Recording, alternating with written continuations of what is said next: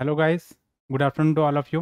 Welcome to Abhiyan IAS academy. मेरा नाम वेदवीर है और मैं आपको तैयारी करा रहा हूँ UGC net commerce and management की। एंड इसमें हमारे जो पीजीटी कॉमर्स के बच्चे हैं वो भी हमारे जुड़ सकते हैं, ताकि उससे रिलेटेड आपको जो रिलेटिव कंटेंट है वो आपको मिल सके। और जो लोग हमारे चैनल पे नए हैं वो हमारे चैनल को लाइक करें, शेयर करें और सब्सक्राइब करें।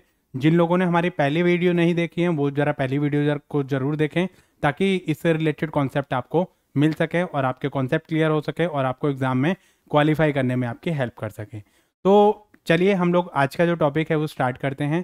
आज का जो टॉपिक है वो बहुत ही हमारा खास टॉपिक है, जिसको हम लोगों ने स्पेशली आपके लिए क्रिएट किया है, कैपिटल बजटिंग। ये बहुत ही इंपॉर्टेंट टॉपिक है, एग्जाम में इससे रिलेटेड आपको क्वेश्चन आपको मिलेंगे ही मिलेंगे। सो चलिए आज टाइम वेस्ट ना करते हुए आज के टॉपिक के बारे में डिस्कस करते हैं, ठीक है। तो इससे पहले हम लोगों ने कैपिटल स्ट्रक्चर के बारे में पढ़ा कि कैपिटल स्ट्रक्चर क्या होता है। कंपनी कोई भी लॉन्ग टर्म के लिए प्लान कर रही है तो वहाँ पे कंपनी एक चीज़ ये डिसाइड करती है कि जब भी कंपनी को लॉन्ग टर्म के लिए पैसा चाहिए, कैपिटल का मतलब लॉन्ग टर्म, स्ट्रक्चर का मतलब कंपोनेंट। तो कंपनी ने जब पैसा अरेंज कर लिया, लॉन्ग टर्म के लिए पैसा अरेंज कर लिया, अब बारी आती है किस चीज़ की? कंपनी को यूटिलाइजेशन की बारी आती है कि कंपनी उस पैसे को कैसे यूटिलाइज करेगी। तो यहां पे कैपिटल का मतलब है लॉन्ग टर्म और बजटिंग का मतलब है इन्वेस्टमेंट।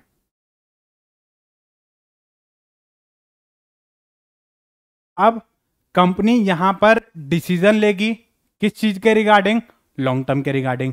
कि कल को मान लो अगर कंपनी को लॉन्ग टर्म के रिगार्डिंग अगर डिसीजन ले रही है, इन्वेस्टमेंट के रिगार्डिंग डिसीजन ले रही है कंपनी, तो कंपनी को यह डिसाइड करना पड़ेगा कि कंपनी लॉन्ग टर्म में अगर किसी प्रोजेक्ट में पैसा इन्वेस्ट कर रही है तो कंपनी के पास ऑल्टरनेटिव्स कौन कौन से हैं, कंपनी कौन से ऑल्टरनेटिव्स में पैसा इन्वेस्ट करेगी और कौन से में इन्वेस्ट नहीं करेगी। The most profitable investment proposal should be invested by the company. मतलब जिसमें मुझे ये लगेगा कि भाई this proposal is best for me और best for the company, company should go for that proposal. अब कंपनी क्या करेगी? कंपनी सारे अपने ऑल्टरनेटिव्स देखेगी कि मेरे पास ये ऑल्टरनेटिव्स अवेलेबल हैं, उन सबको इवेल्युएट करेगी, एक दूसरे के साथ में कंपैरिजन करेगी। उसके बाद कंपनी डिसाइड करेगी कि कौन से प्रोजेक्ट में मुझे पैसा इन्वेस्ट करना चाहिए। और ये ऐसे डिसीजन होते हैं कि अगर एक बार कंपनी ने गलत इन्वेस्टमेंट में पैसा लगा दिया तो कंपनी की लॉन्ग टाइम के लिए जो प्रॉफिटेबिलिटी होती है वो अफेक्ट कर देंगे, ठीक है। तो ऐसे में कंपनी क्या डिसाइड करेगी? यहां पर कंपनी ये डिसाइड करेगी कि कौन से प्रोजेक्ट में मुझे पैसा इन्वेस्ट करना चाहिए और कौन से प्रोजेक्ट में मुझे पैसा इन्वेस्ट नहीं करना चाहिए।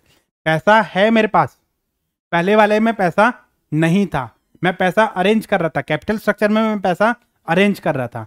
ये जो डिसीजन है मेरे इन्वेस्टमेंट डिसीजन में आ जाते हैं और कैपिटल स्ट्रक्चर के डिसीजन मेरे किस में आ जाएंगे? फाइनेंसिंग डिसीजन में आ जाएंगे। तो capital budgeting is a companies formal process. ये एक फॉर्मल प्रोसेस होता है। फॉर्मल प्रोसेस मतलब पूरी डॉक्यूमेंटेशन तैयार होती है, उसके बाद ही आप डिसाइड कर पाते हो कि भाई कहां पर आपको पैसा लगाना है, कहां पर आपको पैसा नहीं लगाना है। आप अपनी मर्जी से मनगढ़ंत कहानी नहीं बता सकते, हमारे पास 2 प्रपोजल हैं और इसमें ये चीजें हैं और इसमें पैसा लगा देते हैं, इसमें पैसा नहीं लगा सकते। कल को आप अपनी बात से मना कर गए तो वहां पर आपको जो है थोड़ा सा डिसाइड करना पड़ेगा। एक फॉर्मल प्रोसेस होता है, पूरी टीम बैठती है, टीम डिसाइड करेगी कि भैया आपके पास क्या एविडेंस है, क्या क्या रिसर्च करी आपने, वो सारे डॉक्यूमेंट आपके लगते हैं। उसके बाद आप डिसाइड करोगे use for the evaluating potential expenditure और investment that are significant in amount. Significant in amount, इनका जो अमाउंट होता है वो बहुत बड़ा अमाउंट होता है, ठीक है। और यहां पर डिसीजन हम ले रहे हैं, लेकिन हम फिक्स्ड एसेट्स और आपकी जो कैपिटल इन्वेस्टमेंट है यानी लॉन्ग टर्म के लिए जो इन्वेस्टमेंट है उससे रिलेटेड हम यहां पर डिसीजन ले रहे हैं कि भाई हमें इस प्रोजेक्ट में पैसा इन्वेस्ट करना चाहिए या नहीं करना चाहिए। तो यहां पर जो करंट फंड है उसमें एडिशन, डिस्पोजिशन और modification, replacement of the fixed assets, मतलब उसको डिस्पोज करें, एडिशन करें, उसमें नई चीज जोड़ दें, नई चीज लेकर आ जाएं, या उसको पुरानी वाली को रिप्लेस कर दें, या उसमें और मॉडर्नाइजेशन कर दें, या एडिशन उसमें चीजें चेंजेस कर दें। इन सब में चाहिए पैसा। बिल्डिंग है और भी नई बिल्डिंग हमें खरीदनी है, या इसी में नई एडिशन करनी है, या इसी में कुछ चेंजेस करना है, तो वो सारी चीजें आपकी किस में आ जाती हैं? कैपिटल बजटिंग में आ जाती है। यहाँ पर इन्होंने क्या चीज़ें बताई कि मतलब हम एक पोटेंशियल एक्सपेंडिचर प्लान कर रहे हैं लॉन्ग टर्म के लिए। दूसरी चीज फॉर्मल प्रोसेस होता है। तीसरी चीज अमाउंट बहुत इंपॉर्टेंस रखता है, अमाउंट बहुत ज़्यादा होगा और आपकी प्रॉफिटेबिलिटी भी इफेक्ट करेगी। अगर आपने एक गलत प्रोजेक्ट में पैसा लगा दिया तो आपका प्रॉफिट जो है वो सारा उसी में चला जाएगा। ठीक है, तो यहाँ पर हम फिक्स्ड एसेट से रिलेटेड या कैपिटल इन्वेस्टमेंट से रिलेटेड हम यहाँ पर डिसीजन लेने वाले हैं। Large expenditure include the purchase of fixed assets like land, building, new equipment, rebuilding और replacing existing equipment, research and development. ये सारे जो एक्सपेंडिचर है वो आपके किस में आ जाएंगे? कैपिटल एक्सपेंडिचर में या कैपिटल बजटिंग के अंडर आ जाएंगे। तो यहां पर कंपनी ये डिसाइड करेगी कि भैया हमें नई एसेट परचेज करनी चाहिए या पुरानी एसेट को हम बेच दें या उसको रिप्लेस कर दें, या किस तरीके के हम डिसीजन ले रहे हैं। मान लो मेरे पास कोई एक इक्विपमेंट है, उसमें मैं उसी इक्विपमेंट में मैं एडिशनल फीचर ऐड करूं या उसको मैं रिप्लेस कर दूं, रिपेयर करवा लूं, तो उसके हिसाब से मुझे ये चीज़ें अपनी डिसाइड करनी पड़ेगी। मान लो मुझे कोई कार परचेज करनी है, तो कार का डिसीजन मेरा छोटा मोटा डिसीजन नहीं होता है, बहुत सोच समझ के मुझे परचेज करना पड़ता है। मैं जो सोचना पड़ता है कि भाई 8 लाख या 10 लाख रुपए अगर मैं इन्वेस्ट कर रहा हूँ किसी कार में, तो ऑब्वियसली बात है कि इसकी मेरी वर्थ होनी चाहिए, मुझे सोच समझ के पैसा इसमें इन्वेस्ट करना चाहिए, राइट। ठीक है, तो कैपिटल बजटिंग मतलब जो है एक कंपनी जो है वो जितने भी फ्यूचर के प्रोजेक्ट हैं, कंपनी सारे प्रोजेक्ट को कंपनी इवेल्युएट करेगी, उसके बाद कंपनी डिसाइड करेगी कि मुझे कौन से प्रोजेक्ट में पैसा इन्वेस्ट करना चाहिए, कौन से प्रोजेक्ट में पैसा इन्वेस्ट नहीं करना चाहिए। क्योंकि आपने अगर गलत डिसीजन लिया है, आप क्या करोगे? टॉप लेवल मैनेजमेंट को सपोर्ट करोगे, उनको बताओगे भाई ये प्रपोजल है हमारे पास, इस प्रोजेक्ट में पैसा इन्वेस्ट करना चाहिए। अगर आपने डिसीजन ही गलत ले लिया तो कंपनी का जो सारा पैसा है वो गलत जगह पे इन्वेस्ट हो जाएगा। और ये जो डिसीजन होते हैं वो इरिवर्सिबल डिसीजन होते हैं, मतलब बार बार इसको चेंज नहीं कर सकते। आप सोचते हैं कि नहीं नहीं हम ए प्रोजेक्ट में पैसा लगा देते हैं, फिर आप बोलते हैं नहीं नहीं हम बी प्रोजेक्ट में पैसा लगाएंगे। ऐसा नहीं होता, ये ओवरनाइट ये डिसीजन नहीं लिए जाते हैं और ना ही इन डिसीजन को जल्दी से चेंज किया जाता है। तो ऐसे डिसीजन जो होते हैं वो फ्यूचर अकाउंटिंग प्रॉफिट को क्या करेंगे? आपके अफेक्ट करेंगे, और उसके साथ साथ आपकी जो present value of cash flow है उसको भी कंसीडर करेंगे, टाइम वैल्यू ऑफ मनी को कंसीडर करेंगे कि इससे मुझे कितना पैसा मिलेगा, इस प्रोजेक्ट की लाइफ कितनी है, मुझे रिटर्न कितनी मिलने वाली है। तो ये सारी चीजें मैं यहाँ पर डिसाइड करूंगा। तो उसके बाद मैं डिसाइड करूंगा कि भाई कितने साल में मुझे पैसा वापस मिलेगा। ठीक है, कैश फ्लो मेरा कितना है, कितने टाइम में मुझे वापस पैसा जो मेरा मिल जाएगा। असेसमेंट करूंगा रिस्क का और वेरियस अदर फैक्टर का। उसके बाद मैं डिसाइड करूंगा कि भाई मेरा जो कॉस्ट ऑफ प्रोजेक्ट है वो कितनी आ रही है और किस प्रोजेक्ट में मुझे पैसा जो वो इन्वेस्ट करना चाहिए। तो उसके बाद ही मैं इन सब चीज़ों में पैसा अपना इन्वेस्ट करूंगा। ठीक है, तो capital is the total investment of the company and budgeting is the part of building of budget. मतलब बजट को बिल्ड करना कि हमारा कितना कितना बजट है और कितना हमारे पास पैसा है। अब मान लो मेरा कुल बजट है 2 करोड़ रुपए का, प्रोजेक्ट है मेरा 5 करोड़ का, तो मेरी तो रेंज से ही बाहर है वो, राइट। तो जो मेरी पॉकेट अलाउ नहीं कर रही है तो वो प्रोजेक्ट मेरी एस्टिमेशन के बाहर है, वो मेरा ऑल्टरनेटिव नहीं है। जो मेरी रेंज के अंदर है वो मेरे ऑल्टरनेटिव्स हैं, उसमें मैं डिसाइड करूंगा कि भाई मुझे कौन सी चीज़ चाहिए। फॉर एग्जाम्पल आपको कोई फ़ोन खरीदना है, सेल फोन, अमाउंट 15,000 और 20,000। आईफोन तो आपकी रेंज में नहीं है, तो आईफोन तो आपका ऑप्शन है ही नहीं। अब मान लो उस रेंज में आपके 4 से 5 फ़ोन आए। अब 4 से 5 फ़ोन को आप इवेल्युएट करोगे, आप देखोगे कि भाई वीवो है और ओप्पो है या रियलमी है, रेडमी है और कोई और मान लो पर्टिकुलर ब्रांड है, ठीक है, सैमसंग वगैरह है या कोई और कोई ब्रांड है आपकी, ठीक है। तो उसमें ये 5-6 फ़ोन है मेरे। अब 5-6 फ़ोन में से मैं इवेल्युएट करूंगा, मैं देखूंगा कि भाई कौन कौन सी चीज़ें हैं मेरी और कौन कौन सी चीज़ें मेरे लिए वैल्यूएबल है, तो उसके हिसाब से मैं डिसाइड कर लूँगा। ठीक है, उसके बाद मैं डिसाइड करूँगा कि भाई कौन कौन सी चीज़ें मेरी इसमें आएंगी। ठीक है, तो ये चीज़ें मेरी कैपिटल का मतलब है कितनी मैं इन्वेस्टमेंट कर रहा हूँ लॉन्ग टर्म के लिए और मेरा बजट कितना है। अब कौन सा प्रोजेक्ट जो मुझे सूटेबल रहेगा, कौन सा प्रोजेक्ट मुझे सूटेबल नहीं रहेगा, तो ये चीज़ें मैं यहाँ पर कैपिटल बजटिंग में डिसाइड करूँगा। आई थिंक ये चीज़ें क्लियर हो गई होंगी आपकी कैपिटल बजटिंग का मतलब क्या होता है। ठीक है, तो यहाँ पर कुछ इसके फीचर्स के बारे में बात करते हैं।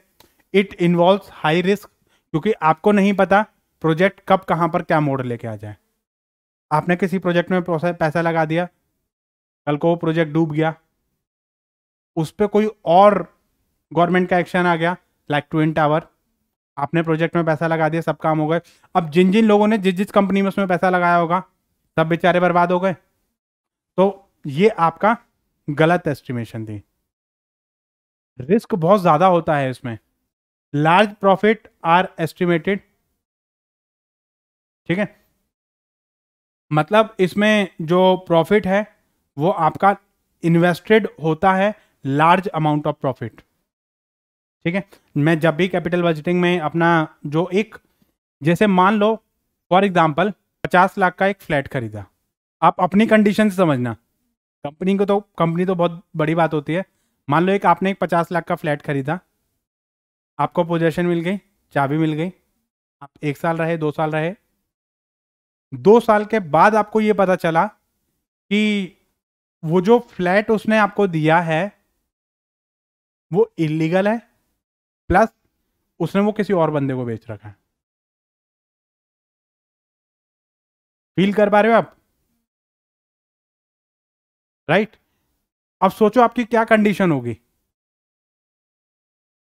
कि मेरे जो 50 लाख थे वो गए, प्लस अब मैं और इतना पैसा, मतलब अब सोचो मैंने 5 साल में, 6 साल में, 10 साल में वो मैंने थोड़ा थोड़ा पैसा जोड़ जाड़ के मैंने वो 50 लाख करे थे, वो 50 लाख का मैंने फ्लैट खरीद लिया। अब वो 50 लाख तो मेरे गए ही गए, अब मुझे जो और पैसे इकट्ठे करने पड़ेंगे। पहले मैं इन 50 लाख की भरपाई करूंगा, फिर मुझे और पैसे इकट्ठे करने में कम से कम मुझे 10 से 15 साल चाहिए,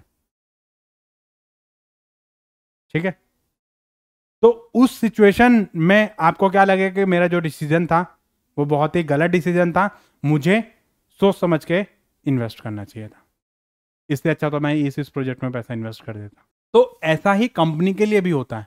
कंपनी के पास मान लो पैसा है, कंपनी किसी प्रोजेक्ट में पैसा डाला ये सोच करके कि इससे मुझे रिटर्न आएगी, लेकिन वो प्रोजेक्ट ही डूब गया मेरा, या प्रोजेक्ट ही इलीगल डिक्लेयर हो गया, या XYZ कोई भी प्रॉब्लम आ गई, रिस्क बढ़ गया, या प्रोजेक्ट और पैसा मांग रहा है।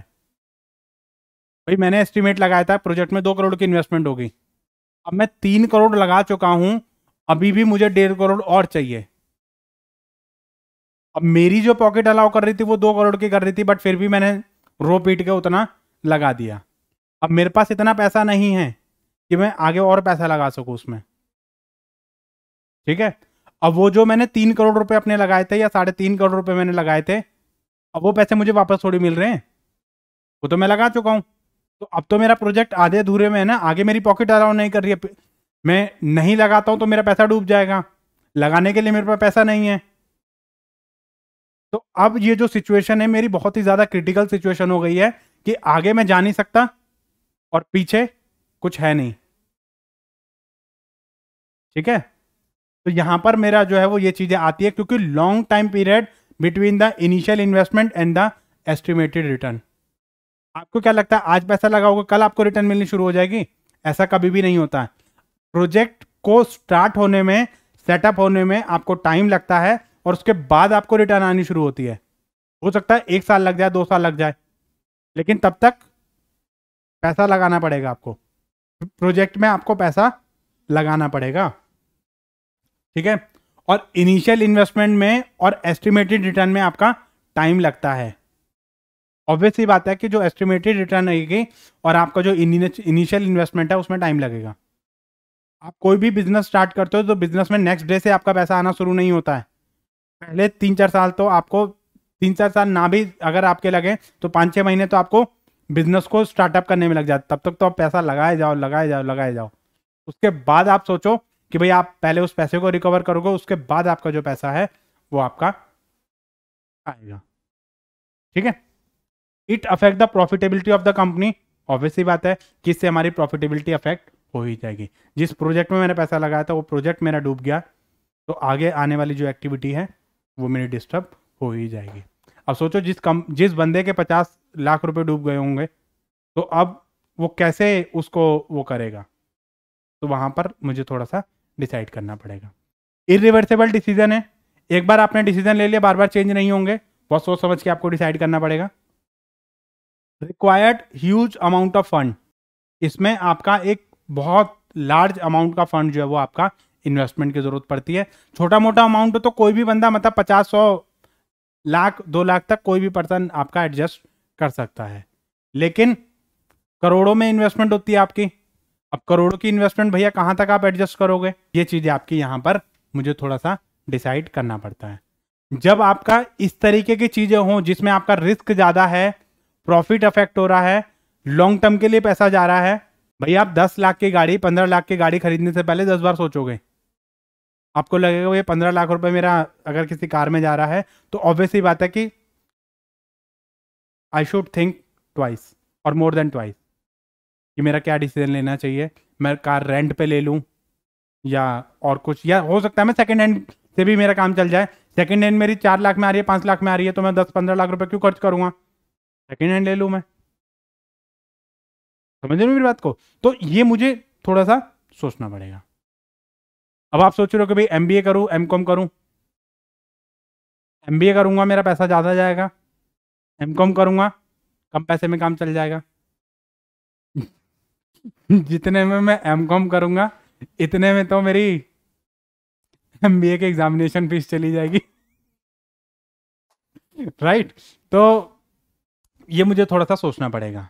लेकिन अगर मैं वैल्यू को सोचूंगा तो ऑब्वियस ही बात है कि एमकॉम एमकॉम है, एमबीए एमबीए है, तो वहां पर मुझे अपने हिसाब से मुझे डिसाइड करना पड़ेगा।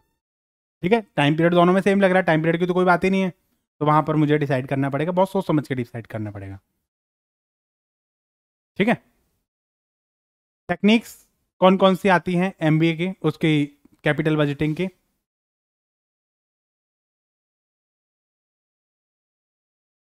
ये आपका प्रोसेस है, टेक्निक नहीं है, प्रोसेस है ये। ठीक है, देखिए क्या कहता है ये प्रोसेस। कई बार आपको सीक्वेंस करने के लिए आ जाता है एग्जाम में। क्या कहता है कि यहां पर जो चीजें हैं, सबसे पहले आप क्या करोगे, प्रोजेक्ट आइडेंटिफिकेशन एंड जनरेशन। सबसे पहला काम है कि आप आइडिया जनरेट करो, प्रोजेक्ट को आइडेंटिफाई करो कि प्रोजेक्ट कौन कौन से हैं आपके पास, और उसको आप सबसे पहले आप जनरेट करो। आप ऑप्शन देखो कि भाई आपके पास ऑप्शन कौन कौन से, सबसे पहला काम आपका यही होता है। उसके बाद जो आपके ऑप्शंस निकल के आएंगे, ऑप्शंस में से आप क्या करोगे, प्रोजेक्ट को स्क्रीनिंग करोगे और उसको इवेल्युएशन करोगे, शॉर्टलिस्ट करोगे on the different different basis, और उसके बाद आप डिसाइड करोगे कि भाई कौन कौन सी चीजें आपकी इसमें होने वाली है। ठीक है, उसके बाद आपने जो यहाँ पे डिसाइड कर लिया कि भाई मेरा जो है वो आपके पास मान लो 2 प्रोजेक्ट ए बी सी और डी, ये प्रोजेक्ट है मेरे पास। ठीक है, प्रोजेक्ट हैं कौन कौन से, ये मैंने फर्स्ट स्टेप में करा। प्रोजेक्ट में से मेरे ऑल्टरनेटिव्स कौन कौन से हैं, इसको मैंने सूटेबल बेसिस पे, मेरा जो है जैसे टाइम पीरियड के बेसिस पे, कॉस्ट के बेसिस पे, रिस्क के बेसिस पे, या और फैक्टर्स के बेसिस पे मैं क्या करूंगा, उसको डिसाइड कर लूंगा मैं। ठीक है, अब इसमें से मैं क्या करूंगा, प्रोजेक्ट को सिलेक्ट करूंगा। ठीक है, प्रोजेक्ट आपने सिलेक्ट कर लिया, मान लो ए बी या सी, ये आपने प्रोजेक्ट आपने सिलेक्ट कर लिया, बी और सी, ए और डी को आपने रिजेक्ट कर दिया। उसके बाद आप उसमें पैसा लगाओगे, इम्प्लीमेंटेशन कर दिया। इम्प्लीमेंटेशन करने के बाद वो प्रोजेक्ट आपको परफॉर्मेंस देगा, और परफॉर्मेंस देने के बाद आपका जो है वो क्या करोगे, आप नेक्स्ट स्टेप में आप उसका परफॉर्मेंस को रिव्यू करोगे और चेक करोगे। रिव्यू और चेक हम इसलिए भी करते हैं, कई बार क्या होता है कि मान लो 5 साल का प्रोजेक्ट है, 1 साल मैंने प्रोजेक्ट करके देख लिया, मैं ये देखना चाहता हूँ कि जैसा मैंने एस्टिमेट किया था वैसा चीज़ें मेरी सही चल रही हैं या उसमें कोई दिक्कत है। तो अगर चीज़ें मेरी ठीक चल रही हैं तो कोई दिक्कत नहीं है, अगर मेरी दिक्कत आ रही है तो मैं दोबारा से उसको रिवाइज कर लूँगा। ठीक है, वजह इसके कि मैं 5 साल बाद देखूँ कि भाई मैंने क्या पैसा लगाया और क्या पैसा मैंने कमाया, तो वो चीज़ें मैं डिसाइड करूँ, तो वो चीज़ें मेरे लिए दिक्कत रहेगी। ठीक है, ओके। तो कौन कौन से फैक्टर्स ऐसे होते हैं जो अफेक्ट करते हैं मेरे कैपिटल बजटिंग को, कौन कौन से फैक्टर ऐसे हो सकते हैं? देखिए, सबसे पहले अवेलेबिलिटी ऑफ फंड। अगर मेरे पास फंड अवेलेबल है तो मैं कहीं पर भी पैसा इन्वेस्ट कर सकता हूँ, मतलब फंड भी तो अवेलेबल होना चाहिए। फंड अवेलेबल है या फंड अवेलेबल नहीं है। अगर फंड अवेलेबल नहीं है तो वो सब चीज़ें मेरे लिए बेकार है। अगर फंड अवेलेबल है तो मुझे उसी तरीके से डिसाइड करना पड़ेगा। तो availability of fund, working capital. ठीक है भाई, पैसा तो मैं लगा दूंगा, वन टाइम इन्वेस्टमेंट हो गई आपकी, लेकिन उसमें वर्किंग कैपिटल मेरी कितनी है, डे टू डे ऑपरेशन के लिए मुझे कितना पैसा चाहिए, वो भी डिसाइड करूंगा। मान लो 1 करोड़ की इन्वेस्टमेंट है, वो तो मैंने ठीक है भाई लगा दिया वो, उसके बाद मुझे डे टू डे ऑपरेशन के लिए भी तो पैसा चाहिए, तो वो मेरा पैसा कितना है, तो उसके हिसाब से मुझे डिसाइड करना पड़ेगा। स्ट्रक्चर ऑफ कैपिटल कितना है मेरा, कैपिटल स्ट्रक्चर कैसा है, उसके हिसाब से मैं डिसाइड करूंगा कि भाई कैपिटल बजटिंग कैसी होगी। इक्विटी ज़्यादा है, डिबेंचर ज़्यादा है, इक्विटी ज़्यादा है तो उसके हिसाब से मेरा वो रहेगा, डिबेंचर ज़्यादा है तो उसके हिसाब से डिसाइड करूंगा। भाई मैंने पैसा जो लगा रखा है वो कहाँ कहाँ से लगा रखा है, शॉर्ट टर्म से लगा रखा है, लॉन्ग टर्म से लगा रखा है, इक्विटी से है, डेट से है, कितने साल के लिए, 5 साल के लिए, 10 साल के लिए, 8 साल के लिए, 3 साल के लिए, रिटर्न कितनी है मेरी, मैनेजमेंट का डिसीजन कैसा है। कई बार मैनेजमेंट एक ही चीज़ डिसाइड कर लेती है, भैया इस प्रोजेक्ट में पैसा इन्वेस्ट कर दो। कई बार मैनेजमेंट को लगता है कि भाई नहीं, इस टाइप के प्रोजेक्ट में तो हमें पैसा इन्वेस्ट ही नहीं करना है, भाई रियल इस्टेट के बिजनेस में तो पैसा लगाएंगे ही नहीं, या हम रियल इस्टेट में ही लगाएंगे, ये मैनेजमेंट का डिसीजन है। ठीक है। नीड ऑफ द प्रोजेक्ट, मतलब प्रोजेक्ट की ज़रूरत क्या है, हमारा ज़रूरत का प्रोजेक्ट है या हम उड़ता तीर हवा में ले रहे हैं। ठीक है। अकाउंटिंग मेथड्स क्या क्या है हमारे, क्योंकि अकाउंटिंग मेथड से हमारी प्रॉफिटेबिलिटी इफेक्ट करेगी। ठीक है। तो उसके हिसाब से हम जब भी कोई प्रोजेक्ट इन्वेस्ट करेंगे तो उससे पहले हमें ये चीज़ डिसाइड करनी पड़ेगी। ठीक है। गवर्नमेंट की पॉलिसी क्या है, टैक्सेशन वगैरह। ठीक है, कभी इसी चीज़ में आप पैसा इन्वेस्ट कर सकते हो, इसी चीज़ में आप पैसा इन्वेस्ट नहीं कर सकते हो, टैक्सेशन पॉलिसी। ठीक है। अर्निंग हमारी कितनी है, इनफ्लो कितना है हमारा। ठीक है। Lending terms of financial institution, most important, जिस इंस्टीट्यूशन ने आपको पैसा दिया था उसने टर्म्स एंड कंडीशन क्या रखी थी, कितने टाइम के बाद पैसा उसको वापस चाहिए, तो ये मुझे उसको उसके हिसाब से डिसाइड करना पड़ेगा। Economic value of the project, project की टोटल वैल्यू कितनी है, तो उसके हिसाब से मुझे डिसाइड करना पड़ेगा। अगर मेरे पास, अगर मेरी पॉकेट उतना अलाउ कर रही है तो मैं उसके हिसाब से डिसाइड करूँगा, अगर अलाउ नहीं कर रही है तो मैं उसके हिसाब से डिसाइड करूँगा। तो मुझे थोड़ा सा सोचना पड़ेगा उसके बारे में। ठीक है। यहाँ पर आती है हमारी capital budgeting technique, this is the most important part. हमारी जो कैपिटल बजटिंग टेक्निक है वो है 5, 2 और 3। ठीक है। लेकिन इसको हमने 2 पार्ट में डिवाइड कर दिया है, एक है हमारी डिस्काउंटिंग और एक है हमारी नॉन डिस्काउंटिंग। अब ये डिस्काउंटिंग और नॉन डिस्काउंटिंग का क्या पंगा है, डिस्काउंटिंग और नॉन डिस्काउंटिंग का पंगा हमारा ये है कि जब भी हम डिस्काउंटिंग की बात करेंगे तो यहाँ पर हमारा time value of money consider किया जाएगा। Time value of money consider किया जाएगा मतलब डिस्काउंटिंग फैक्टर को हम यूज़ करेंगे। ठीक है। ये जितने भी मेथड हैं 3, इन सब में हम क्या करेंगे, डिस्काउंटिंग मेथड को हम यूज़ करेंगे। हम ये देखेंगे कि भाई किस किस में हमारा कितना कितना पैसा है, और ये पैसा तो हमें 1 साल बाद मिलेगा, 2 साल बाद मिलेगा, इसकी आज के टाइम में क्या वैल्यू है, ये हम यहाँ पर डिसाइड करेंगे तीनों मेथड में। इसमें ऐसा कोई सिस्टम नहीं है, ये जब आप अभी आप आगे देखोगे तो वहाँ पर ये चीज़ें आपकी क्लैरिफाई हो जाएंगी। ठीक है। तो उसके हिसाब से हम यहाँ पर डिसाइड कर सकते हैं कि भाई हमारा जो चीज़ें हैं वो क्या हैं। नॉन डिस्काउंटिंग हमारा क्या है कि इसमें हम जो टाइम वैल्यू ऑफ मनी है उसको कंसीडर नहीं करेंगे। तो इसमें चाहे वो ARR हो, इसको हम ARR भी बोल देते हैं। ठीक है। इसको हम पेबैक बोल देते हैं, इसको हम NPV, इसको IRR और इसको PI। ठीक है। तो ये सारे इसके ये चीज़ें आपकी इसमें आ जाती है। तो ये 2 मेथड को नॉन डिस्काउंटिंग इसलिए बोला जाता है क्योंकि यहाँ पर हम जो टाइम वैल्यू ऑफ मनी या डिस्काउंटिंग फैक्टर को कहीं पर भी यूज़ कंसीडर नहीं करेंगे। ठीक है। और इसमें आपका ये जो तीनों मेथड हैं, इन तीनों मेथड में आपका जो टाइम वैल्यू ऑफ मनी है वो आपका कंसीडर किया जाएगा। ठीक है। देखिए, सबसे पहले हम बात करते हैं अकाउंटिंग रेट ऑफ रिटर्न की। इसको हम एवरेज रेट ऑफ रिटर्न भी हम कह देते हैं। ठीक है। It is known as return on investment calculated on the basis of accounting statement. This is the only method that use accounting information for capital budgeting और for the evaluation of the project. सिर्फ यही एक method ऐसा है जिसमें हम accounting profit को use करते हैं, बाकी सब में कैश फ्लो को यूज करेंगे। ठीक है, तो ये बात भी आपको ध्यान रखनी है। The accounting rate of return is equal to the average net operating profit divided by the average investment. ठीक है, तो यहां पर हम किसकी बात करेंगे? एवरेज प्रॉफिट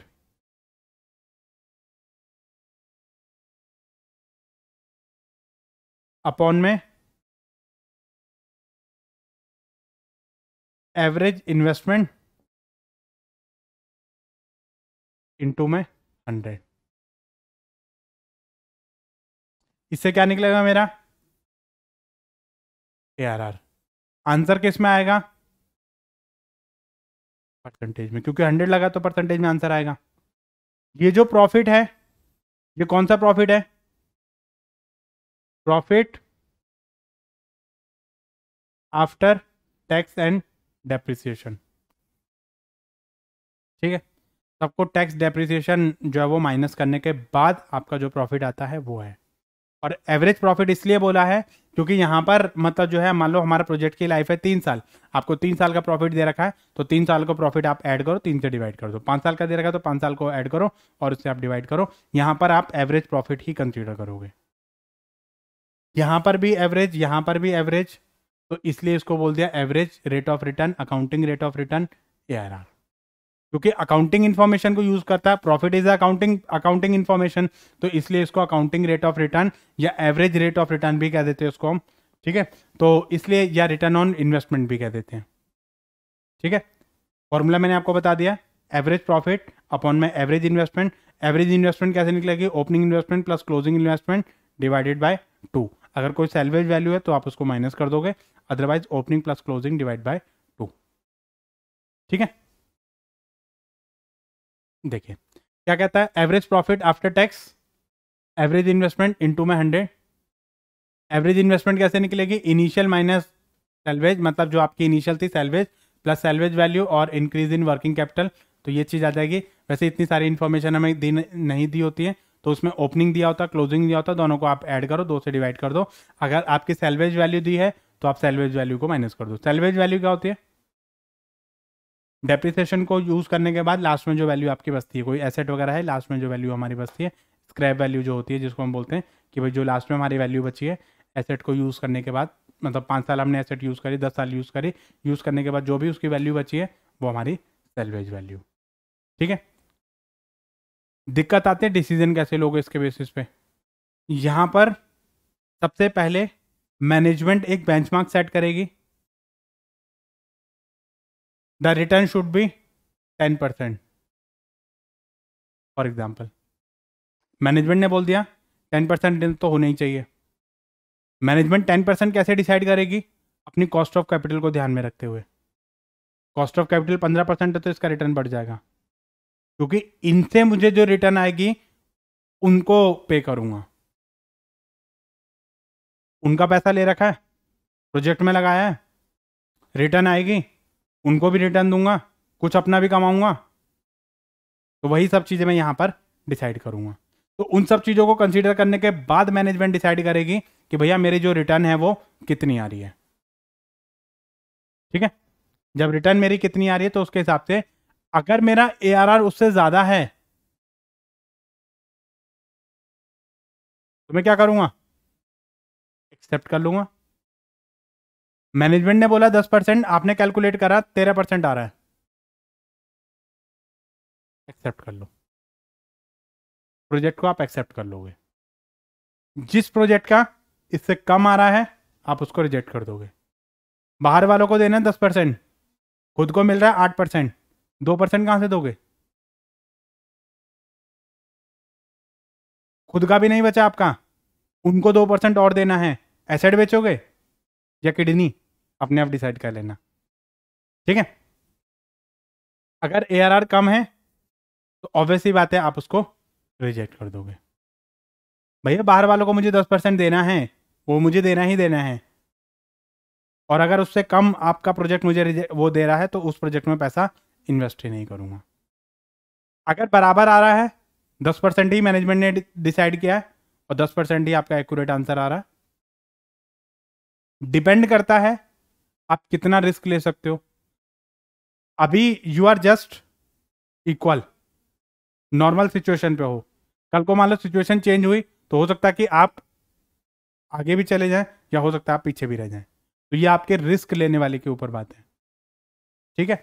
तो इसमें आपका जो है वो डिपेंड करता है कि आप उस टाइम पे आप क्या करो, प्रोजेक्ट को जो है वो रैंक कर दो कि भाई हाईएस्ट और उसके हाईएस्ट टू लोएस्ट। अगर मान लो एक से ज़्यादा प्रोजेक्ट है, सिंगल प्रोजेक्ट है, तो आप ऐसे ही करोगे, ठीक है। उसके हिसाब से आप डिसाइड कर लोगे और अपना जो है ये चीज़ें अपनी देख लोगे, ठीक है बच्चे। तो यहाँ पर आप अपने हिसाब से इन चीज़ों को डिसाइड कर लोगे कि भाई कौन कौन सी वैल्यू मेरी कितनी कितनी आ रही है, और उसके हिसाब से मैंने सारी चीज़ें अपनी डिसाइड कर ली, ठीक है।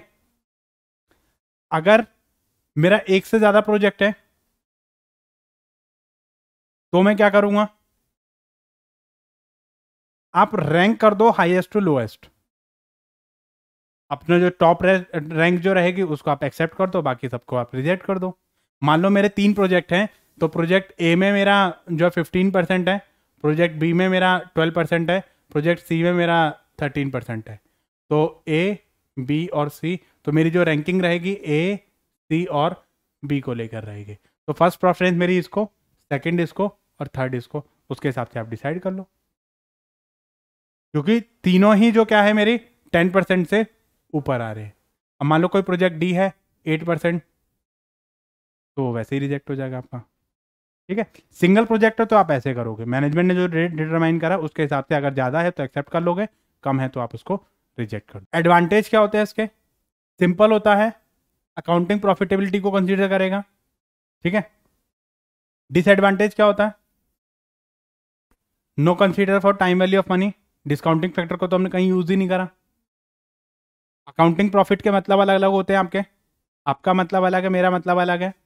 Overlook of cash flow, cash flow को तो हम कहीं पर भी कंसीडर नहीं करें, हम अकाउंटिंग प्रॉफिट को ज़्यादा इंपॉर्टेंस दे रहे हैं, इनफ्लो को तो हम इंपॉर्टेंस दे ही नहीं रहे हैं, ठीक है। इनकंसिस्टेंस विद द ऑब्जेक्टिव, मतलब कई बार क्या होता है कि जैसे अकाउंटिंग, आपने अकाउंटिंग जो मेथड यूज़ करा वो अलग यूज़ करा है, मैंने जो यूज़ करा वो अलग यूज़ करा, तो वहाँ पर हमारा डिसीजन अलग अलग आ सकता है, तो ये हमारे लिए दिक्कत है। और इसमें क्या है, आर्बिट्रेज कट ऑफ, मतलब हमने ये तो बोल दिया कि भाई डिसीजन ले लिया भाई 10%, लेकिन रियल लाइफ में ये डिसीजन लेना बहुत मुश्किल होता है कि भाई सारे फैक्टर को कंसीडर करने के बाद ही कंपनी मैनेजमेंट डिसाइड करती है कि भाई क्या क्या चीज़ें हमें कितना रिटर्न चाहिए, तो उसके बाद ही मैनेजमेंट जो ये चीज़ें डिसाइड कर सकती है, ठीक है। तो ये चीज़ें मेरी इसमें आ गई। नेक्स्ट है मेरा पेबैक पीरियड, ARR समझ आ गया आपको, ठीक है। पेबैक पीरियड का मतलब क्या होता है, यहां पर ये सबसे मोस्ट सिंपल मेथड होता है और वाइडली यूज मेथड होता है, ठीक है। इस मेथड में हम क्या करेंगे, पेबैक मतलब मुझे वापस मिलेगा, ठीक है। यहां पर जो आंसर आएगा वो टाइम पीरियड में आएगा, कितना प्रोजेक्ट मेरे कितने टाइम पीरियड में मुझे पैसा वापस मिलने वाला है, मतलब length of the time in which my money will be come back to me. मैंने 1 करोड़ रुपए लगाए, 50 लाख रुपए लगाए, 50 लाख रुपए मुझे कितने टाइम में मिल जाएंगे, ये चीज़ें मैं यहाँ पर कर लूँगा। Lesser the time period, payback period, better will be project. एक प्रोजेक्ट है आपको 2 साल में पैसा दे रहा है, एक प्रोजेक्ट आपको 3 साल में पैसा दे रहा है, तो 2 साल वाला जो प्रोजेक्ट है वो ज़्यादा बेटर माना जाएगा as compare to 3 years। Higher the ARR, better will be project. जिसकी ARR ज़्यादा है वो प्रोजेक्ट आपका बेटर माना जाएगा, जिसका पेबैक कम है वो प्रोजेक्ट मेरा बेटर माना जाएगा, ठीक है। कि मैंने जो ओरिजिनल आउटले अपना लगाया है उसको रिकवर करने में मुझे कितना टाइम पीरियड लग रहा है, 2 साल, 3 साल, 4 साल, जो भी मुझे टाइम पीरियड लग रहा है वो सारा मैं यहाँ पर क्या करूँगा, अपना डिसाइड कर लूँगा, ठीक है। अब जब मैं इसको कंप्यूट करूँगा तो मेरे 2 तरीके हैं। एक तरीका तो मेरा ये है कि मेरा कैश फ्लो जो आ रहा है, इनफ्लो जो मेरा आ रहा है वो बराबर आ रहा है, एक तो तरीका मेरा ये है। दूसरा तरीका ये है कि जब मेरा कैश इनफ्लो, अब हर बार कोई बराबर थोड़ी होगा, अब हो सकता है कि लक बाई चांस आपका बराबर आ गया। मान लो फॉर एग्जांपल मैंने आपको बोला भाई 1 लाख रुपए आपका जो है इन्वेस्टमेंट है, हर साल आपको 20-20 हज़ार रुपये मिलेंगे। तो ऑब्वियस ही बात है कि आप डिसाइड कर लोगे कितने साल में पैसा इन्वेस्ट हो जाएगा आपका, कितने साल में रिकवर हो जाएगा, 5 साल में। 1 लाख डिवाइड बाई 20,000, तो आपका 5 साल में इन्वेस्ट हो जाएगा, मतलब आपका रिकवर हो जाएगा। मान लो मैंने अमाउंट बढ़ाकर 25,000 कर दिया, तो 1 लाख डिवाइड बाय 50,000, यानी उसके हिसाब से आप अपना डिसाइड कर लोगे। ठीक है, तो उसके हिसाब से मान लो आप अपना जितना भी इनिशियल इन्वेस्टमेंट है डिवाइड बाय एनुअल इनफ्लो मेरा जितना है, उसके हिसाब से मैं डिवाइड कर दूंगा, मुझे पता चल जाएगा भाई पेबैक पीरियड मेरा कितना है। वो तभी होगा जब मैं इक्वल कैश इनफ्लो है, इक्वल है। मान लो मैंने 1 साल मतलब 1 लाख रुपए मैंने पैसा इन्वेस्ट किया, ठीक है, और हर साल मुझे 20,000 मिला, तो मेरा 5 ईयर में पैसा रिकवर हो जाएगा। ठीक है, तो ये चीज़ मेरी तब होगी जब मेरा इसमें चीज़ आ जाएंगे। जैसे मान लो फॉर एग्जांपल कि आपने किसी प्रोजेक्ट में पैसा इन्वेस्ट किया, और प्रोजेक्ट में पैसा इन्वेस्ट करने के लिए आपको जो है अपनी चीज़ें इसमें आ जाएंगी। जैसे मान लो फॉर एग्जांपल आपने किसी प्रोजेक्ट में पैसा इन्वेस्ट किया 12,500, हर साल आपको मिल रहा है 5,000। ठीक है, तो 12,000 डिवाइड बाई 5,000 यानी 2.5 ईयर में आपका पैसा रिकवर हो जाएगा। ऑब्वियस सी बात है। दिक्कत आती है तब जब हमारा अनइक्वल हो, अनइक्वल वाले में दिक्कत आती है, वहां पर हमें थोड़ा सा कैलकुलेशन लगानी पड़ती है। क्या कैलकुलेशन लगाओगे, वहां पर आप जो थोड़ा सा ये चीज करोगे, वहां पर आप सारा कैश जो इनफ्लो है उसको आप कंसीडर करोगे, और आप उसके बाद देखोगे कि भाई कितना कितना पैसा मेरा इसमें आ रहा है। ठीक है, अब जैसे यहां पर मुझे क्यूमुलेटिव कैश इनफ्लो मुझे निकालना पड़ेगा, और उसके बाद मैं डिसाइड करूंगा कि मेरा जो कैश इनफ्लो है वो कितना है और क्या क्या चीजें मेरी इसमें आ रही हैं। जैसे मान लो फॉर एग्जाम्पल एक कोई प्रोजेक्ट है जिसमें 4 लाख रुपए आपने लगाए हैं, कॉस्ट इनिशियल कॉस्ट है आपकी, और ये आपको 5 ईयर में मिलेंगे, first year, second year, third year, fourth year और फिफ्थ ईयर। ये 5 साल में आपको पैसा मिल रहा है। देखिए फर्स्ट ईयर में आपको कितना मिला, 125, टोटल कितना रहा 120। नेक्स्ट ईयर में 140 और मिल गया, 125 और 140 265, 265 थर्ड ईयर में मिल गया 135, कितना हो गया 4 लाख। 4 लाख में 120 और ऐड कर दो, कितना हो गया, इसमें आपका 520 आपका आ जाएगा। मतलब इतना पैसा तो आपका रिकवर हो गया, यहाँ से आपका प्रॉफिट आना शुरू हो जाएगा। 520 हो गया, 520 के बाद आप इसमें वो कर दोगे, ऐड कर दोगे, तो ये हो जाएगा आपका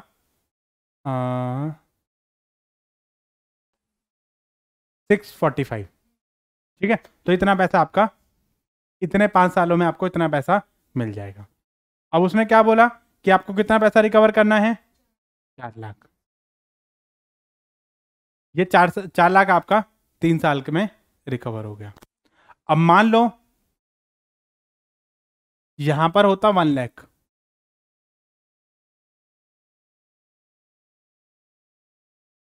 तो यहां पर आ जाता आपका 365, और 365 में 120 और ऐड कर दो,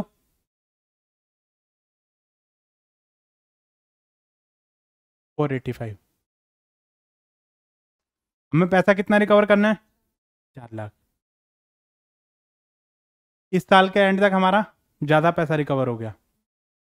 ठीक है, इस साल के एंड तक हमारा ज़्यादा पैसा रिकवर हो गया, लेकिन हमें वो एग्जैक्ट टाइम पीरियड बताना है कि कितना टाइम पीरियड रहेगा आपका। तो इसमें आप क्या करोगे, ईयर बिफोर फुल रिकवरी, कौन सा ईयर है, थर्ड ईयर। तो मतलब आंसर हमारा 3 और 4 के बीच में आएगा, तो 3 ले लिया आपने, प्लस यहां तक कितना पैसा रिकवर हो गया 365। कितना पैसा और चाहिए आपको, आपको 4 लाख रुपीज रिकवर करने, 365 आप यहां पे रिकवर कर चुके हो, कितना पैसा और चाहिए 35,000। ठीक है, तो 35,000 आप नेक्स्ट ईयर के प्रॉफिट से चार्ज करोगे, नेक्स्ट ईयर का जो कैश इनफ्लो है उससे आप चार्ज करोगे, तो डिवाइडेड बाय 120। अब आप इसको 3 0 से 3 0 कट गई, तो इसको आप डिवाइड कर दो, तो ये आपका 12 3 36 2 पॉइंट समथिंग आएगा, 2.9। तो इसमें आपका आंसर भारत, ठीक है। तो उसके हिसाब से मतलब हम जो है वो अपना यहाँ पर ये आपका नहीं 2.9 नहीं आएगा, ये 1,20,000 हो जाएगा ना। तो 3 जीरो से 3 जीरो कट जाएंगे। तो इसमें आपका इसके हिसाब से आप इसको वो करोगे तो डिवाइड करके आपका आंसर आ जाएगा, ठीक है। तो जो भी आपका आंसर आएगा उसके हिसाब से आपको पता चल जाएगा कि भाई आपका जो है कैलकुलेट करने पे कितना आंसर आ रहा है आपका, ठीक है। तो उसके हिसाब से मतलब जो 3 पॉइंट समथिंग कुछ आएगा इसमें आपका। तो जो भी आपका आंसर आता है वो अपना आप इसमें कैलकुलेट कर लोगे। लेकिन ये इसका आंसर 3 से ज़्यादा आएगा और 4 से कम आएगा, ठीक है।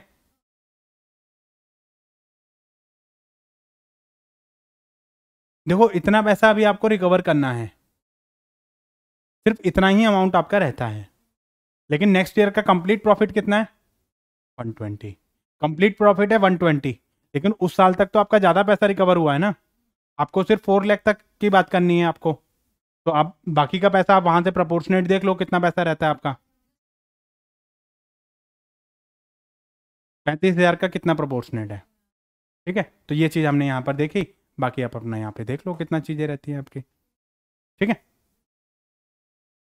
नेक्स्ट है आपका एडवांटेज और डिसएडवांटेज। एडवांटेज क्या रहेगा? सिंप्लिसिटी रहती है, फोकस ऑन अर्ली रिटर्न, जितना जल्दी आए उतना बेटर है। Based on the cash flow, accounting profit based नहीं है, कैश फ्लो पे बेस्ड है, ठीक है। तो उसमें हमें ये देखा जाता है कि भाई क्या क्या चीज़ है, कितना कितना पैसा हमारा कितना टाइम में हमारा रिकवर हो जाएगा। उसके बाद लिमिटेशंस क्या है? टाइम वैल्यू ऑफ मनी को कहीं पे भी कंसीडर नहीं करा। Overlook for remaining cash flow, जैसे हमने 4 लाख तक का पैसा रिकवर करा था, उसके बाद इस पैसे का क्या किया हमने? कुछ नहीं किया। हमें सिर्फ वहीं तक मतलब होता है जहां तक हमारा पैसा रिकवर नहीं होता है। जहां तक हमारा पैसा रिकवर हो रहा है हमें सिर्फ वहीं तक मतलब है, बाकियों के बाद हमें कोई भी दिक्कत नहीं है। चाहे पैसा आओ, चाहे उसके बाद चाहे हमें पैसा लॉस हो जाए, हम सिर्फ पे बैक पीरियड अपना निकाल लेंगे। उसके बाद इनकन्सिस्टेंस विद द ऑब्जेक्टिविटी। कई बार आपका जो है इनकन्सिस्टेंस हो जाता है कि जैसे हमारा जो जितने भी प्रोजेक्ट होते हैं सबका इक्वल कैश इनफ्लो नहीं होता है, उसमें अनइक्वल कैश इनफ्लो हो जाता है। कई बार ये भी दिक्कत आ जाती है, मान लो 2 प्रोजेक्ट हैं, एक की लाइफ है 3 साल, एक की लाइफ है 5 साल, तो आपको उसमें कंपेयर करने में दिक्कत आएगी। एक की इन्वेस्टमेंट है 10 करोड़ रुपए, एक की इन्वेस्टमेंट है 50 लाख रुपए, कैसे कंपेयर करोगे? तो वहां पे फिर मेरे दिक्कत आने वाली है। सप्लीमेंट्री टेक्निक्स, तो कई बार आपकी क्या रहती है कि मतलब आपने कोई प्रोजेक्ट है वो आपने अलग तरीके से यूज़ करा है, मैं इसकी जगह कोई दूसरी सप्लीमेंट्री टेक्निक में यूज़ कर सकता हूँ प्रोजेक्ट को इवेल्यूएट करने के लिए, ठीक है। तो यहाँ पर ये चीज़ें आ जाती हैं। यहाँ से स्टार्ट होगा आपका एनपीवी। एनपीवी मेथड जो बहुत इंपॉर्टेंट मेथड है, इसमें से क्वेश्चन आपका आता है। एनपीवी का मतलब क्या होता है? Net present value. मतलब ये एक मोस्ट पॉपुलर मेथड है जो हमारा कैपिटल बजटिंग में ज़्यादातर यूज़ होता है। अक्सर आपने इनका नाम सुना होगा, एनपीवी इतनी हो गई, एनपीवी इतनी हो गई, एनपीवी इतनी हो गई, ठीक है। तो यहाँ पर जो मेन फोकस रहता है वो टाइम वैल्यू ऑफ मनी पे रहता है। जहाँ पे टाइम वैल्यू ऑफ मनी पे फोकस रहेगा तो वहाँ पे आप क्या करोगे? उसको डिस्काउंट करोगे, ठीक है। तो इसमें आपका क्या रहेगा कि this method is consistent with the objective of shareholder wealth maximisation. इनका जो ऑब्जेक्टिव रहता है वो यही रहता है कि आप शेयर होल्डर की वेल्थ को मैक्सिमाइज करो। शेयर होल्डर की वेल्थ को मैक्सिमाइज करने का मतलब ये है कि ये पैसा तो आपको 1 साल के बाद मिलेगा। आप आज के टाइम में पैसे की वैल्यू कैलकुलेट करो, 2 साल बाद इतना मिलेगा, 3 साल बाद इतना मिलेगा, 4 साल बाद इतना मिलेगा। वो पैसा उतना दिख रहा है लेकिन उसकी वैल्यू आज के टाइम से डिफर करेगी, ठीक है। तो वही चीज़ हमारी यहाँ पर आ जाती है। तो ये क्या कहता है कि इसमें आप अपना जो कैश इनफ्लो आप देखो, कैश आउटफ्लो आप देखो, और उसको आप प्रेजेंट वैल्यू निकालो, उसके हिसाब से आप देख लो कि भी डिसाइड कर लो। तो आप इसमें क्या करोगे? Present value of cash inflow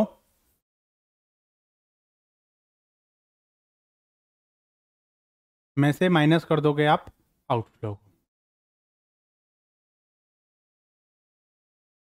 outflow मतलब जितना पैसा आपका गया, इनफ्लो मतलब जितना पैसा आपका आया।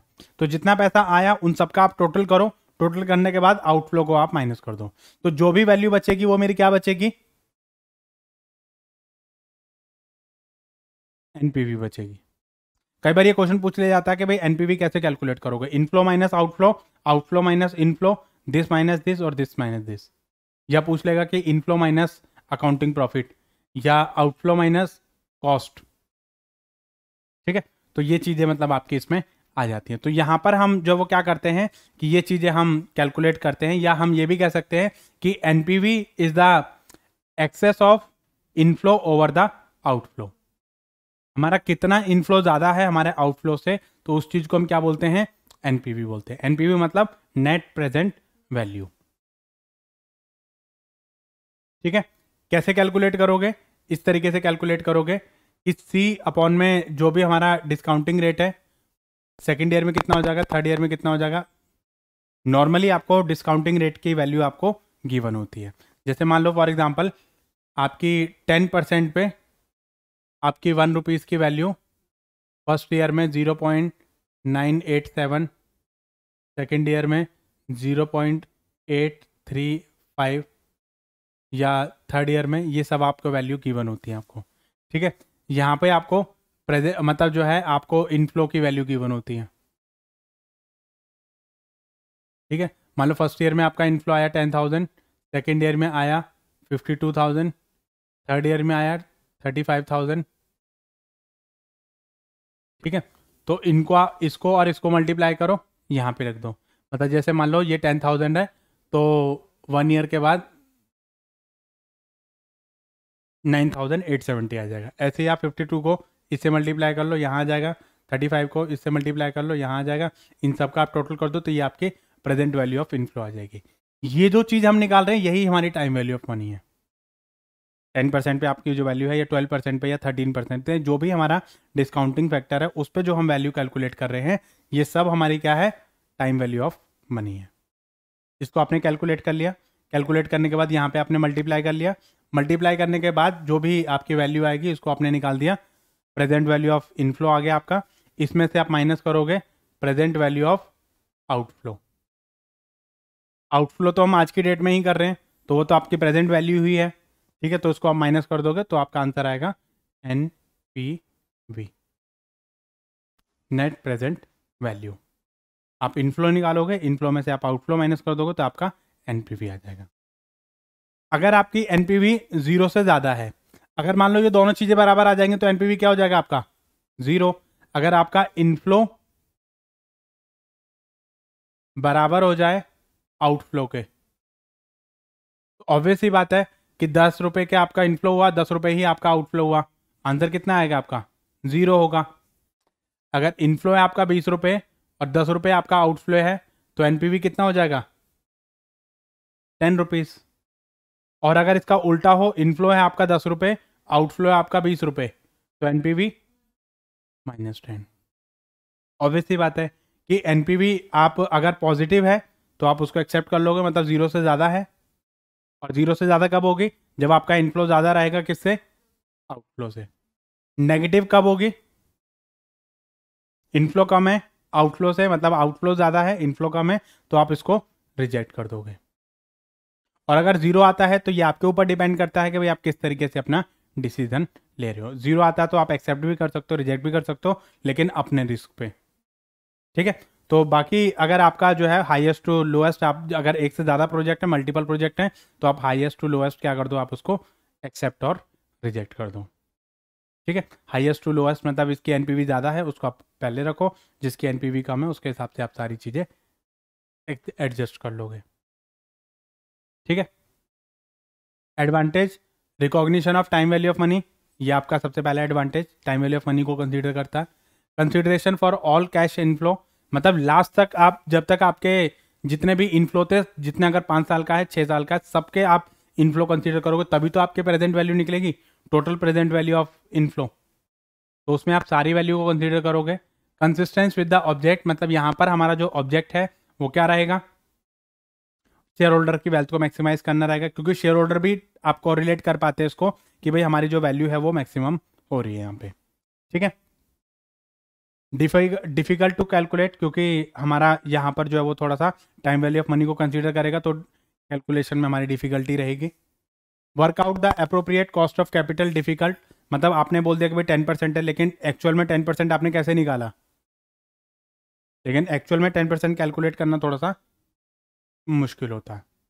Not suitable in the capital rationing, अगर आपके पास कैपिटल राशनिंग की सिचुएशन में आपका सूटेबल नहीं होता है। Misleading result in case of mutually exclusive project, मतलब अगर आपका कोई प्रोजेक्ट ऐसा है जैसे एक से ज़्यादा, एक प्रोजेक्ट की लाइफ है 3 ईयर्स और एक प्रोजेक्ट की लाइफ है 5 ईयर, तो वहाँ पे आप इसको जो कंक्लूड करने में थोड़ा सा दिक्कत आएगा। अगर इन्वेस्टमेंट अलग अलग है तब भी आपकी दिक्कत आएगी, तो वहाँ पर आप ये वाला मेथड सूटेबल नहीं कर सकते हो। ठीक है, तो ये चीज़ आपकी इसमें आ जाती है। नेक्स्ट आता है आपका IRR। IRR का मतलब क्या होता है? Internal rate of return. तो ये कहता है कि भाई आप एक काम करो कि इसमें आप वो परसेंटेज मुझे बता दो जिस परसेंटेज पे आपकी जो एनपीवी है वो 0 आ जाती है, मतलब the rate at which NPV is 0।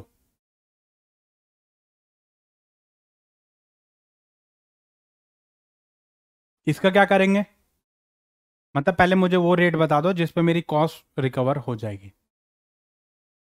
मतलब मिनिमम मुझे इतनी रिटर्न तो चाहिए ही चाहिए ताकि मेरी जो कॉस्ट है वो रिकवर हो जाए। इतनी रिटर्न तो मुझे चाहिए ही चाहिए हर किसी हालत में। ठीक है, तो ये चीजें मैं अपना यहां पर डिसाइड करता हूं। तो IRR आपका तब निकालोगे, उस रेट पे आप निकालते हो जहां पर आपकी एनपीवी 0 हो जाती है। अब आप 10% पे चेक करो, 11% पे चेक करो, 12% पे चेक करो। मान लो 10% पे आपका आया प्लस के 150, 11% पे आया माइनस के 26। अब इसका मतलब है एक्यूरेट परसेंटेज मेरी 10 और 11 के बीच में आएगी। मान लो वो मेरी आई 10.75, तो मतलब इतना रिटर्न तो मुझे चाहिए ही चाहिए हर किसी हालत में। अगर कोई प्रोजेक्ट इससे ऊपर देता है तो आप एक्सेप्ट कर लो, बाकी नीचे देता है तो आप उसको रिजेक्ट कर दो। तो वो एक्यूरेट परसेंटेज में निकालूंगा जहां पे एनपीवी 0 आ जाएगी। एनपीवी 0 का मतलब क्या है? मेरा इनफ्लो और आउटफ्लो दोनों बराबर हो जाएंगे। ठीक है, the internal rate of return is also known as yield on investment और marginal efficiency of the capital. The project is selected if the internal rate of return is more than, अगर आपका उससे ज़्यादा कोई रिटर्न दे रहा है तो आप उसको एक्सेप्ट कर लोगे, बाकी उसको क्या कर दोगे? आप रिजेक्ट कर दोगे। ठीक है, कैसे निकालोगे? ये इसका फॉर्मूला दे रखा है, लोअर रिटर्न, बाकी इसमें से जैसे मान लो आपका, जैसे मैंने आपको बताया 10% और 11%। ठीक है, तो आप 10% लोगे यहाँ पे plus present value of capital at the lower return. Lower return पे हमारी प्रेजेंट वैल्यू कितनी थी? जैसे मान लो मैंने आपको बताया 120 थी मान लो, minus present value of initial investment, मतलब इनिशियल इन्वेस्टमेंट आपकी प्रेजेंट वैल्यू कितनी थी, फिर इनमें आप वैल्यू पुट कर दोगे। ठीक है, present value of highest, H मतलब हाईएस्ट और एल मतलब लोएस्ट, मतलब 10% पे और 11% पे कितनी थी? 11% पे वैल्यू देखोगे तो वो 11 उसमें आ जाएगा, और 10% पे देखोगे तो ये इसका आ जाएगा। ठीक है, multiplied by H minus L, highest minus lowest. ठीक है, अब मान लो 11 माइनस 10%, तो यहाँ पे ये तो आपका 1% ही आएगा, और बाकी आप इसको कैलकुलेट कर लोगे और इसमें ऐड कर दोगे तो आपको ये पता चल जाएगा कि भाई लोएस्ट कितना है। ऑब्वियसली बात है कि इससे तो ज़्यादा आएगा और उससे कम आएगा, तो लोएस्ट में ये चीज़ें ऐड करोगे तो लोएस्ट से ज़्यादा आएगा आंसर, और उससे आपका कम आएगा, हाईएस्ट से कम आएगा। डिसीजन रूल, IRR अगर ज़्यादा रहेगा आपका तो एक्सेप्ट कर दोगे, बाकी डिसीजन रूल आपका सेम है। IRR ज़्यादा होगा एक्सेप्ट कर लोगे, कम होगा रिजेक्ट कर दोगे। अगर इंडिफरेंट रहता है तो बाकी चीज़ें आप उसके हिसाब से डिसाइड कर लोगे, एडजस्ट कर लोगे। ठीक है, बाकी चीज़ें, ये जो चीज़ें हैं वो तुम्हारी सेम हैं उसके अकॉर्डिंगली। ठीक है, टाइम वैल्यू ऑफ मनी को कंसीडर कर रहा है, ऑल कैश फ्लो को कंसीडर कर रहा है, no requirement of cash, cost of capital, cost of capital की कोई दिक्कत नहीं है यहाँ पे, क्योंकि अपनी अपनी वो वहाँ से आप कैलकुलेट कर लोगे, क्योंकि यहाँ पे तुम खुद ही कॉस्ट ऑफ कैपिटल कैलकुलेट कर रहे हैं। ठीक है, कंसिस्टेंस विद द ऑब्जेक्टिव, कि मतलब यहाँ पर हम जो है internal rate of return is more then cost of capital. ठीक है, internal rate of return, obviously बात है कि यहाँ पर जो हमारा फोकस रहेगा वो इस पर रहेगा कि कॉस्ट ऑफ कैपिटल से हमारा ज़्यादा आना चाहिए। There is the present value of the project which is addition to the wealth of the shareholder. ठीक है, कि मतलब इससे आपकी जो शेयर होल्डर की वेल्थ है वो आपकी ज़्यादा ही रहेगी। डिफिकल्ट टू कैलकुलेट, कई बार अनरियलिस्टिक री इन्वेस्टमेंट एजम्पशन हो जाती है, कई बार आपके नेगेटिव और मल्टीपल रिजल्ट आते हैं। एक बार हमने कैलकुलेट करा अलग आंसर आया, अगली बार कैलकुलेट करा अलग आंसर आया, तो वहाँ पर हमारे लिए मैनिपुलेटिंग में दिक्कत हो जाती है। आपने कैलकुलेट करा अलग आंसर आ रहा है, मैंने कैलकुलेट करा अलग आंसर आ रहा है, तो वहाँ पर आपके लिए दिक्कत हो जाएगी। ठीक है, बाकी चीज़ें आपकी सेम है। हाँ, एनपीवी और आईआरआर का रिलेशन क्या होता है? अगर आईआरआर आपका ज़्यादा है कॉस्ट ऑफ कैपिटल से, तो ऑब्वियस ही बात है कि एनपीवी आपका पॉजिटिव रहेगा। अगर आईआरआर कम है तो एनपीवी आपका नेगेटिव रहेगा। अगर दोनों चीज़ें सेम है तो एनपीवी आपका 0 रहेगा। ठीक है, NPV and IRR always provide the same decision. There can be two case, अगर आपका इंडिपेंडेंट प्रोजेक्ट है और अगर आपका कोई सिंगल प्रोजेक्ट है तो आपका अलग अलग रहेगा, और उसमें आपका जो है सिंगल प्रोजेक्ट है तो उसमें हमारा डिसीजन अलग रहता है, लेकिन मल्टीपल प्रोजेक्ट है तो उसमें हमारा डिसीजन अलग रहेगा। तो उसमें हमारा डिसीजन जो है वो independent project and mutually exclusive project, the when project are independent the NPV and IRR provide same result. अगर सिंगल प्रोजेक्ट है तो सेम रिजल्ट आएगा, अगर अलग अलग प्रोजेक्ट है तो हमारे अलग अलग रिजल्ट आएंगे।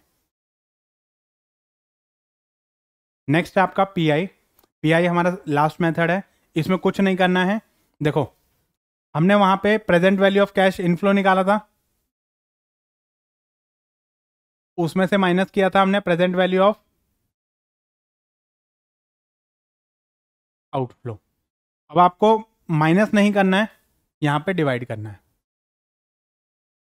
यहां पे आपको डिवाइड करना है, तब आपको जो present value of cash inflow divide by present value of cash outflow, सबसे सिंपल।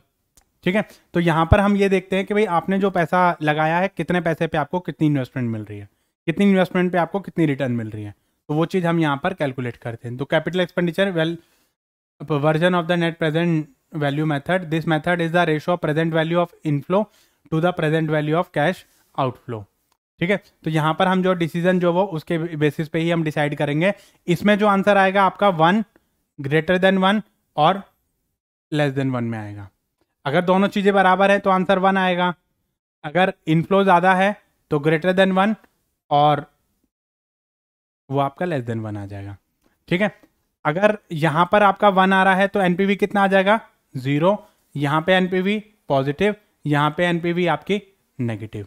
क्योंकि ये 1 कब आएगा, जब इनफ्लो आउटफ्लो दोनों बराबर हो जाएंगे। इनफ्लो आउटफ्लो दोनों बराबर हो जाएंगे तो एनपीवी आपका 0 हो जाएगा।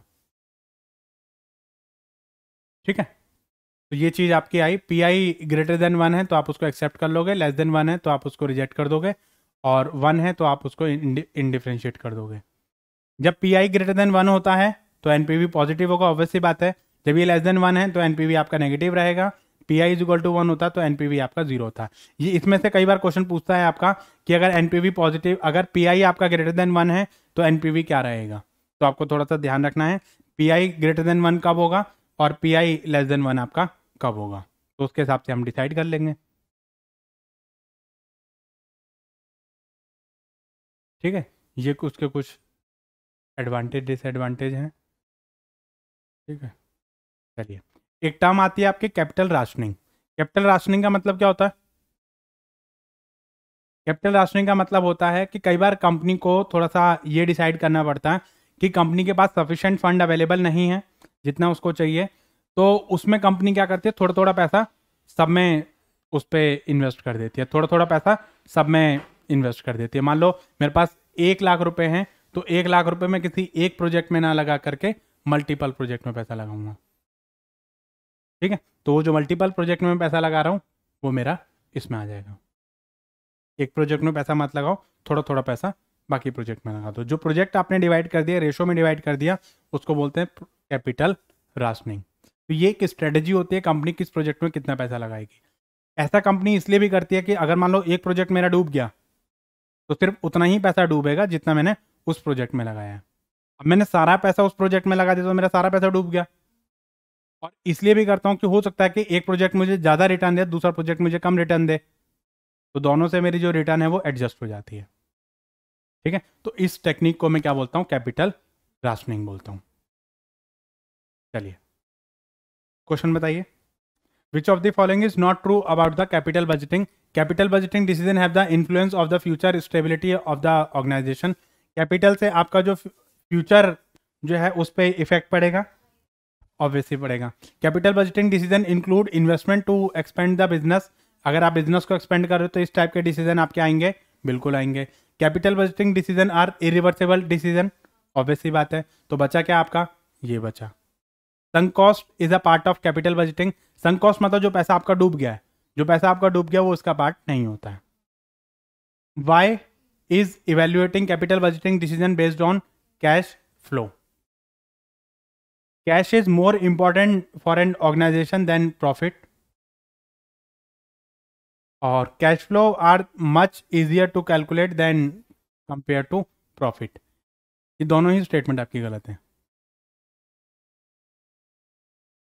ये भी गलत है और ये भी गलत है. Cash is more important for an organisation than profit. Profit भी होना चाहिए और कैश भी होना चाहिए. कैश इनफ्लो होगा तभी तो आप प्रॉफिट कैलकुलेट कर पाओगे. तो आप ये नहीं कह सकते कैश ज़्यादा इंपॉर्टेंट है, प्रॉफिट इंपॉर्टेंट नहीं है. पैसा आ रहा है लेकिन प्रॉफिट नहीं आ रहा है. पैसा तो आ रहा है लेकिन उससे ज़्यादा कहीं खर्च हो रहा है, क्या फ़ायदा हमारा. तो ये कोई सेंस ही नहीं है आपका. तो ये दोनों ही स्टेटमेंट आपकी गलत है. नेक्स्ट,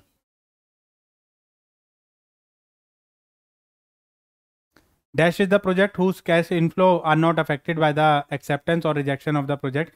इंडिपेंडेंट प्रोजेक्ट अगर आपके रहते हैं, मतलब इंडिपेंडेंट है, एक दूसरे कोई लिंक ही नहीं है, ये प्रोजेक्ट अलग है, ये प्रोजेक्ट अलग है, तो उसका आपस में कोई फर्क आपका नहीं पड़ेगा. ठीक है. Which of the following would be result of including flotation cost and the analysis of the project. It will increase the initial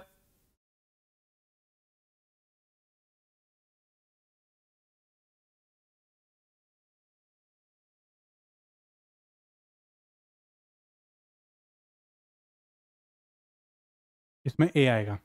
ठीक है, क्योंकि जो फ्लोटेशन कॉस्ट होती है, फ्लोटेशन कॉस्ट से आपकी जो कॉस्ट ऑफ कैपिटल होती है वो बढ़ जाती है.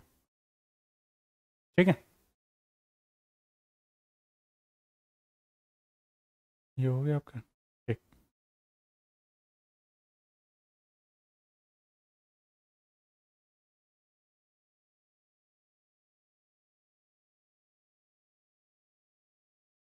म्यूचुअली एक्सक्लूसिव मतलब वो प्रोजेक्ट जो एक दूसरे के साथ में था, एक को एक्सेप्ट करना है, एक को रिजेक्ट करना है. Selecting a project with the lower cost of capital. Selecting a project with the quickest payback. Selecting a project with longest payback. Longest payback तो आपका आएगा ही नहीं. हाईएस्ट.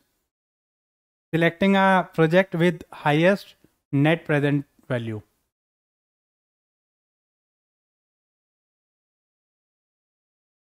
इसमें आप जिसकी प्रोजेक्ट वैल्यू आपकी ज़्यादा आ रही है ना, नेट प्रेजेंट वैल्यू, जिसमें आपके हाईएस्ट नेट प्रेजेंट वैल्यू है उसको आप एक्सेप्ट कर लोगे और बाकी को आप रिजेक्ट कर दोगे. ठीक है. अगर मान लो एक से ज़्यादा प्रोजेक्ट है तो जिसकी एनपीवी ज़्यादा है, क्योंकि इसमें पेबैक से सुपीरियर माना जाता है एनपीवी मेथड, क्योंकि पेबैक में तो खाली टाइम पीरियड कैलकुलेट कर रहे हैं, यहाँ पे तो हम जो है उसकी प्रेजेंट वैल्यू कैलकुलेट कर रहे हैं. ठीक है. So that's all for the day and thanks for being connected with us. And जल्द ही हम मिलते हैं आपको नेक्स्ट वीडियो में एक नए टॉपिक के साथ. तो next topic will be dividend policy. Dividend policy, right. So next class में आप ज़रा इससे रिलेटेड जो कॉन्सेप्ट हैं उसको एक बार रिवाइज करके आएँ, ताकि ये वीडियो ज़रा आपको थोड़ा सा अच्छे से समझ आ पाएँ. ठीक है. सो थैंक यू गाइस, और जल्द ही मिलते हैं आप लोग को नेक्स्ट वीडियो में.